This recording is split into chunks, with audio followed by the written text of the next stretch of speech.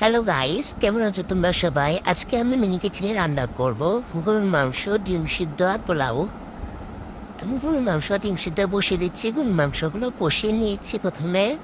এখন গরুর মাংসের মধ্যে একটু পানি দিয়ে দিব ভালো করে খাওয়ার জন্য। ডিমগুলো আমি আগে ঢেকে দিয়েছিলাম, এখন একটু উল্টিয়ে দিব। উল্টে হালকা করে ভেঙে দেবো যেন তাড়াতাড়ি একটু ডিমগুলো সিদ্ধ হয়ে যায় ভালো করে। ভেঙে দেওয়ার পর এখন আমি আবারও ঢেকে দিব কিছু। পেঁয়াজের গরুর মাংস ডিম সিদ্ধ হয়ে গেছে। এখন আমি পোলাওর জন্য একটা পাত্রে চাল ঢেলে নেব। এখন চালগুলো ভালো করে ধুয়ে নেব। একটা পাত্রে বসিয়ে সেখানে তেল দিয়ে দিচ্ছি। এখন পেঁয়াজ দিয়ে দিব। এবার দিয়ে দিব তেজপাতা, দারচিনি আর লং।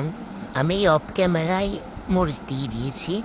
এখন দিয়ে দিব পরিমাণ মতো লবণ দিয়ে ভালো করে মশলাগুলো নাড়াচাড়া করে নিব। এখন চালগুলো দিয়ে দিব। চাল দেওয়া হয়ে গেলে আমি ভালো করে আবার নাড়াচাড়া করে দিব। নাড়াচাড়া করে দিয়ে পরিমাণ মতো পানি দিয়ে দিলাম। পরিমাণ মতো পানি দিয়ে এবার আমি ঢেকে দিব পানিগুলো শুকিয়ে আসা পর্যন্ত। এই যে পানি শুকিয়ে এসেছে, একটু ভালো করে নাড়াচাড়া করে আমি এগুলো নামিয়ে রাখবো। এখন পেঁয়াজ বেরেস্তা করার জন্য একটা কড়াই বসিয়ে দিলাম। কড়াইতে কিছু তেল দিয়ে দিলাম। তেলগুলো গরম হয়ে আসলে আমি পেঁয়াজগুলো দিয়ে দিব। পেঁয়াজ দেওয়া হয়ে গেলে ভালো করে নাড়াচাড়া করে নিব যেন সুন্দর মতন বেরেস্তা হয়ে যায়, বাদামি কালার হয়ে আসে। এই যে আমার রান্না শেষ। এখন আমি একটা প্লেটে একটু বেড়ে নেব। কিছু পোলাও নিয়ে নিয়েছি। এবার গরু মাংস নিয়ে নেব কয়েক টুকরো। এবার একটা ডিম দিয়ে দেবো। এই যে রেডি হয়ে গেছে আমার প্লেট, দেখো কত সুন্দর হয়েছে।